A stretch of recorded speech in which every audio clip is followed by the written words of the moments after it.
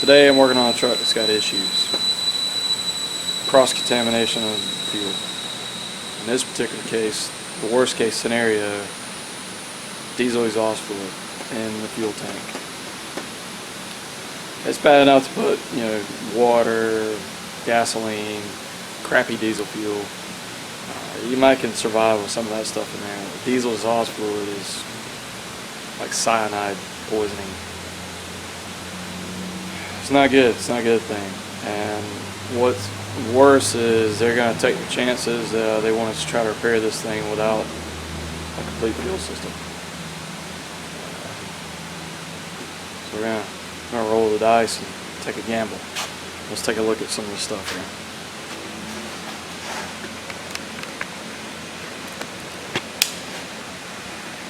This truck was towed in, wouldn't start. It's a 13 model. When you turn the key on, it dumps fuel right on the ground. And the return line, right, difficult to see, between, let's see here, between the second and third injector is ruptured. And it's just dumping fuel right on the ground. So we got a new return line. I don't think it's a good idea, but that's what we're going to do. Here's our return line, and that's it. It's got something on it, some sort of chemical or something, man. I had to put gloves on just to handle it. It's something that just got my hands all weird. And this is the fuel sample I got out of this truck. That came out of the secondary fuel filter. I mean, I took the filter off the engine and turned it upside down, and that came out of it. So whatever that crap is made it through the primary filter, which is not good. And then I've cut the secondary filter in open so I can access it, and we can clearly see our little DEF molecules. So DEF has made it all the way up, obviously, and got into the return line. It'll get in there and cause a lot of pressure buildup and blow it out. So this is fuel in, gets filtered, comes up through the center filter and out to the engine. You see a big blob of DEF laying in there.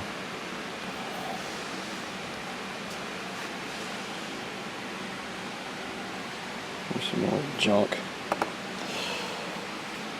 Now this line pulls double duty. It's more of a charging line than a return line. Initially it charges, so when you turn the key on, I mean, if you were to follow this line and look at it, this is connected to fuel pressure at 70 psi. So for this thing to be a return line, it has to return fuel higher than the 70 psi, or it wouldn't return at all. It would just, the fuel coming into this would keep it pressurized, and you couldn't return fuel. So fuel comes in from the tank, goes into the filter, bypasses the upper filter and goes through this charge line to hydraulically charge the injectors, because they work off a hydraulic principle. There's no mechanical coupling in the injector. In other words, the injector will not fire or inject fuel without fuel already in it. And then once it's operating, the fuel to leak off is pretty high pressure. The return pressure is pretty high because it has to overcome the 70 psi that's coming into it to begin with, and it'll make its way back out and into the secondary filter. So all that in that line is filtered only once from the primary filter under the truck at the pump. So we are going to replace this line. We're going to replace this line, put it on the engine, which is, I mean, just a ton of laughs. It's great, gonna be a great day, great time doing this. Fun stuff, as you can see. And then we're going to, I don't know how much fuel's in this thing. I gotta look, because I don't want to turn the key on. Every time I turn the key on, it just dumps fuel everywhere. Once that line is on, then I'm going to drain the tank, get all the fuel out of the tank, see what it looks like. Take an alternate source. Actually, you know what? Before I drain the tank, I'm going to get an alternate source of fuel. In other words, I'm going to get a couple of jugs. I keep jugs up there on the wall to drain contaminated tanks. So I'll get 10 gallons or whatever, and I'm going to run a hose from the upper fuel filter, the supply to it, into the clean diesel and see if the truck will run, see how it runs. If it won't run, then we're going to stop. But if it runs and runs decent, then I'm going to drain the tank, and depending on what it looks like, take the tank out, clean it, put it back in, dump the clean diesel I got into the tank, and change the fuel filters and take it for a ride. Take my cell phone with me, and hopefully I'll make it back, and we'll see what the customer wants to do.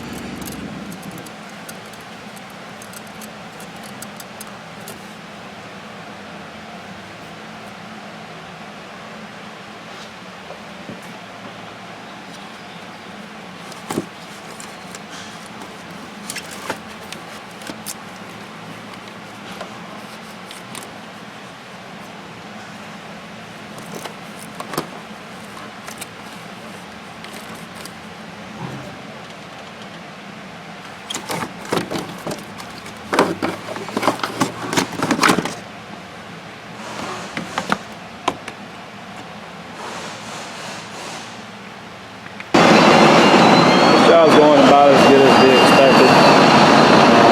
I was going through a fender liner and disconnecting all the injectors. I got to the very front one, and no matter what I did, I couldn't get that thing to come loose, and the clip started breaking. I afraid I was going to break the injector, so I took all the stuff out from under the hood here, battery tray, all that mess, trying to get access to this thing.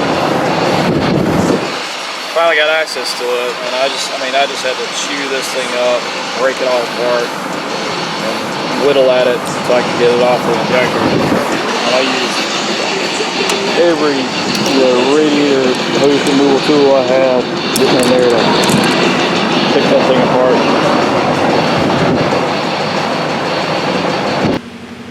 I hate to make one of those video series where it's like, I'm going to do this, I'm going to do that, and then turn the camera off, do all the work, turn the camera back on, give updates on where we're at. But this turned out to be one of those. It's very noisy around here during the summertime. We got lawnmowers going, compressors going, oil being pumped, every fan in the shop on. Replaced the return injector return line per the customer. That's on there. I haven't put the engine back together completely though. As we see, we got the charge air cooler pipe still off of it, and the fuel filter is still off of it. So the next step I did was I drained the whole tank. The tank was completely full, and that's what a full tank looks like on a midship tank. So we drained all the diesel out, the contaminated diesel, the poo diesel. And I'm going to use one of these containers over again to run some diesel fuel, and I'm going to circulate it right back into the tank. So I'm going to loop my line from this yellow fitting over to this green fitting, complete loop. That's going to bring fuel. When I turn the key on, fuel up, back around, back down. It'll go through the fuel cooler. So to push anything maybe in the fuel cooler out, and I'm going to go into just an empty jug and let it circulate one more time. Then I've got some clean diesel we bought from the store. I'll do the exact same thing with about a gallon of clean diesel, and then I'm going to put new fuel filters in it, and I got to take the tank out. So the next step, I'll take some of the clean diesel and just run a hose into it and let the pump pull it out to get the truck running.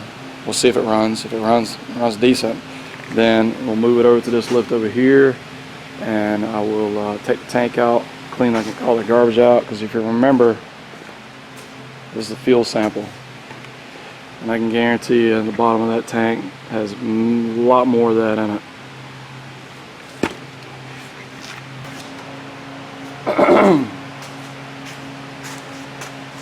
So I've just got some various fittings here. Anytime I have an old filter or line or pump or anything like that, I try to cut the ends of them off so I can use them to attach to quick releases. In this case, I had the old supply tube, and I just cut the end of it off, stuck it in my hose here. Then I can loop that line assembly together.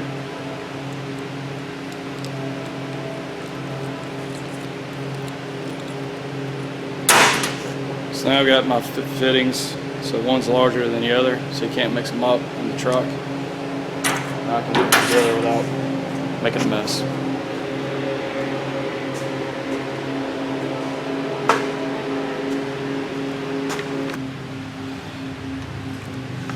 Now I can loop these two together and disregard what I said earlier. I said I was going to hook it from the yellow to the green. That's not correct. I was mistaken. I didn't mean to say that actually. So yellow supply and green is yellow supply to the filter and to charge the injector lines, the injector bodies, and green is after the filter to the engine. What I mean to say is this blue line, yellow to blue. Blue is a return. So that's what we're gonna loop. Now, unfortunately, I don't have a fitting long enough to fit correctly onto here, so it won't actually clip into place. So I'm going to zip tie that around so it'll stay. That one clipped in place just fine. We're not going to be building any restriction. The way this setup is, it's just going to flow from one jug to another. So I don't have to really worry about blowing this thing off here.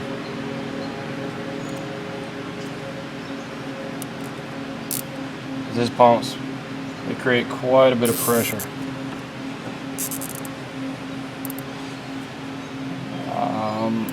Put it in perspective, 6 liter creates about 60 pounds.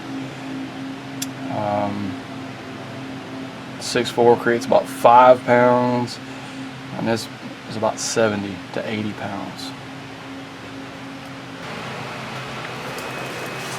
Alright, I'm on a creeper. So I have a lift that I can lift this truck with.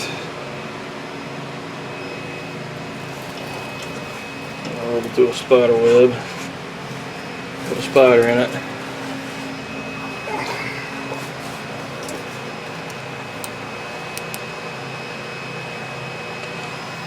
Anyway, so here's our pump relationship. Here's our transfer case. Alright, here's our fuel pump and filter assembly. And I'm going to hook onto the back here. So I'm just going to disconnect these two back lines. And I don't need any fittings for that. I can just hook my hoses straight to the fittings that are on the pump assembly. I can draw fuel out of a known good container, and then underneath over here, that's the fuel cooler. That's what I'm wanting to flush out. Make sure that's clean.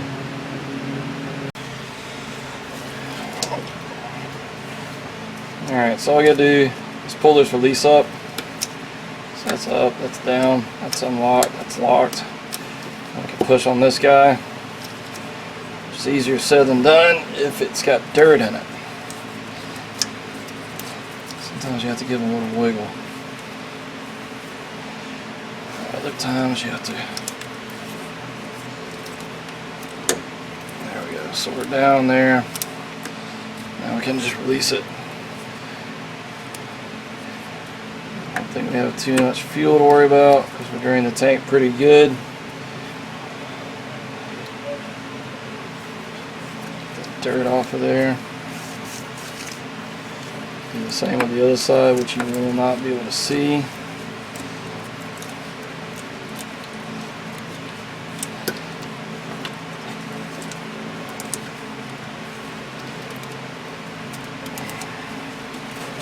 So that's the return. That's the return, the yellow one. Excuse me. Yellow supply. Keep getting them mixed up here. Blue's return. Yellow supply. I don't know why I keep mixing that up.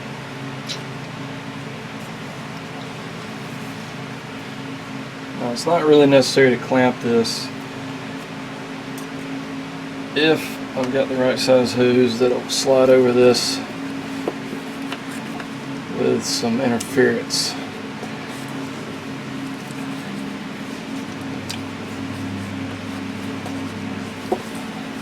So we don't want to draw air.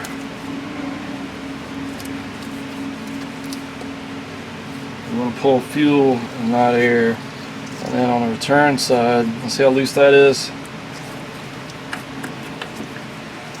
See, that's a real loose fit.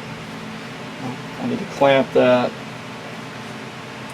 so I do not have a ridiculous leak, because that will leak really badly.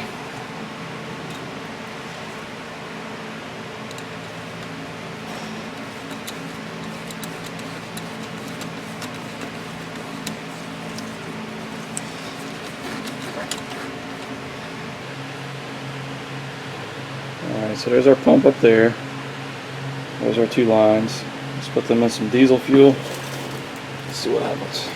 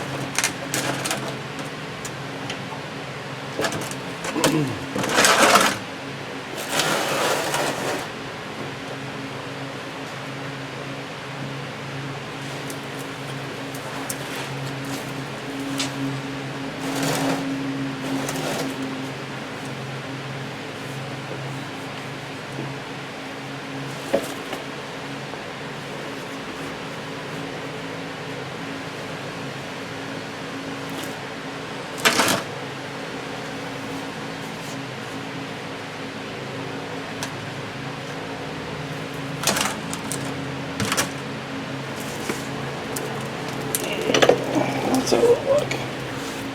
Oh yeah. Alright, let's turn the key on.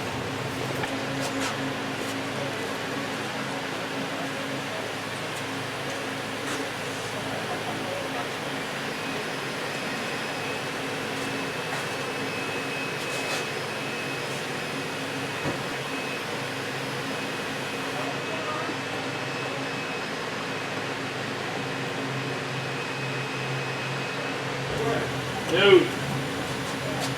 The Wildlife Commission was finally here on that truck, trying to explain to me what he did and how it did it and where it did it and all that good stuff.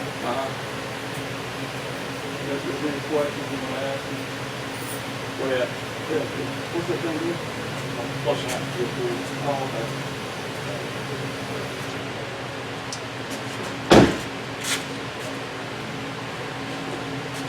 I told him we had some loose revenue, but hadn't been able to duplicate anything on it yet. Well, I think it's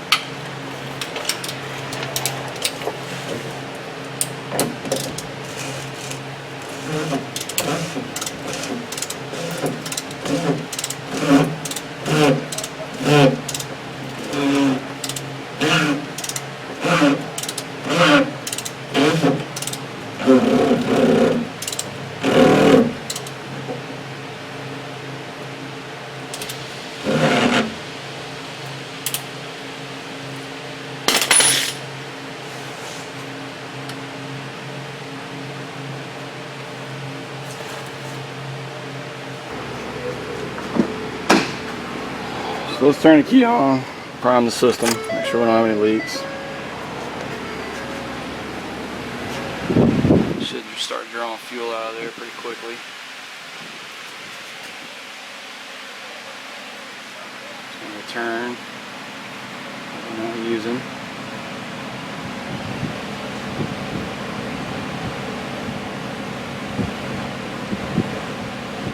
Starts, I'm not going to run it very long because I don't want to lose all this diesel back into that container because that's contaminated. Alright, fuel pump shut off. Let's see if it'll start.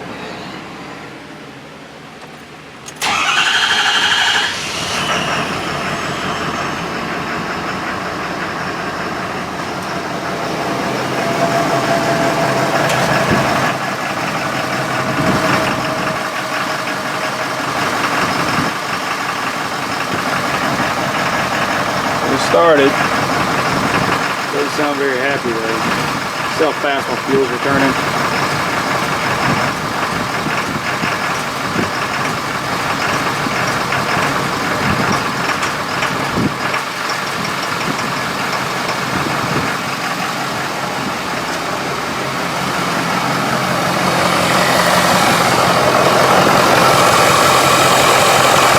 It's getting pretty bad.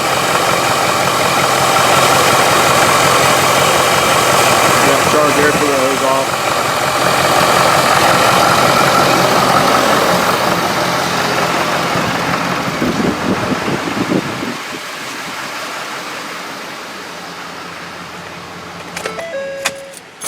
Not happy at all.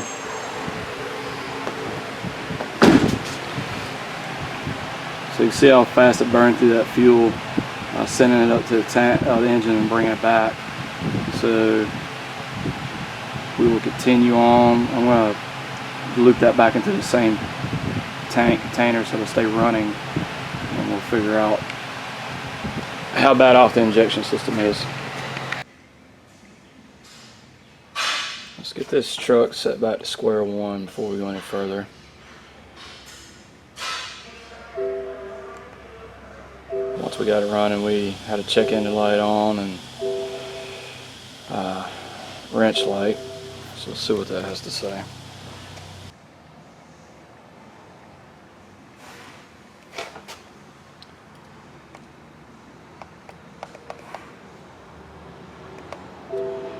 Fuel too high, is never speed, sonar 1, 3, 4, 6, 7, 8, whiff, boost, NOx,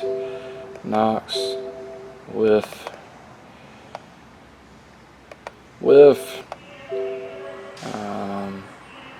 pressure low. That's quite a mouthful. Let's get rid of all that. Alright, we got all pass. So let's evaluate this fuel system. We're going to look at a few key things.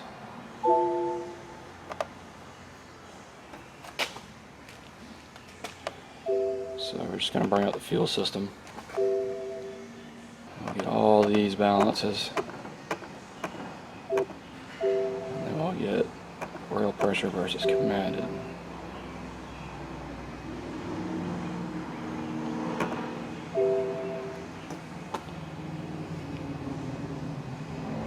Alright, we'll start it up. So I've got my auxiliary fuel tank here, and I've got the fuel returning back into that tank so it'll stay running, because it sends a lot of fuel up and returns a lot of it.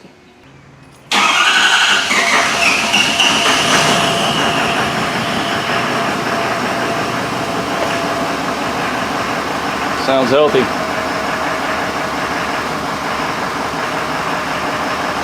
So cylinder 1,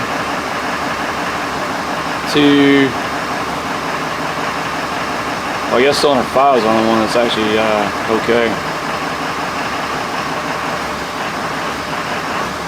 1, 3, 4, 6, and 8. 7 and 8 are off the screen. The cursor's not even there. Well, that one's coming back up. That one's coming back up. But these cursors are completely off the screen.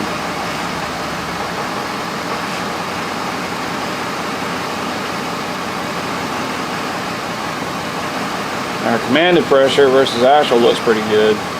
So let's change these where we can see them a little better. Change them to a histogram.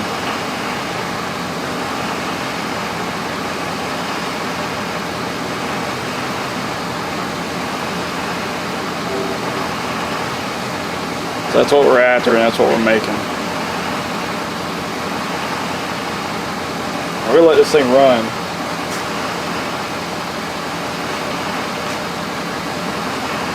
And just let it run for a little bit and see what happens. See, this one's coming back online.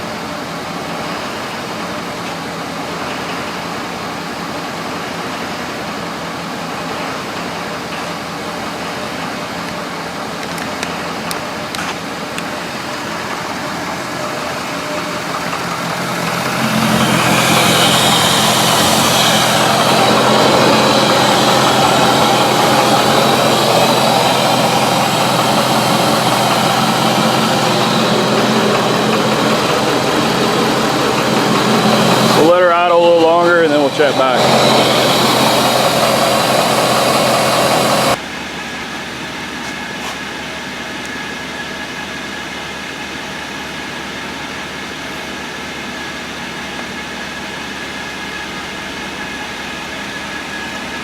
So I had to switch screens for a minute. When you do, you lose all this histogram information. So this was about 20 minutes after I started it, and this one's still out of whack. 5 and 6 came way down. 5 was looking good, but they're starting to come in line. And now this is live data current, so our pressures are right on the money. I had to change the bar. It was out of whack a little bit, and we've pretty much come in line here, enough to go and drive the vehicle. But before I can do that, got to take the tank out. So there's how much fuel we used. It was up to about right there, and now we're down to there.